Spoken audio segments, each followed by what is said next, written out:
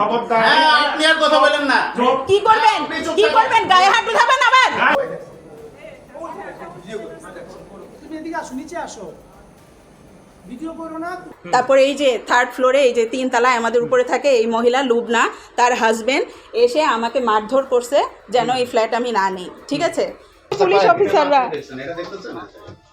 Sir আপনার কাছে কি সার্চ ওয়ারেন্ট আছে? তাহলে জিজ্ঞাসা করেন তো যে সন্দেহজনক কাজে সার্চ ওয়ারেন্ট লাগে কিনা, সন্দেহ করে সার্চ করতে।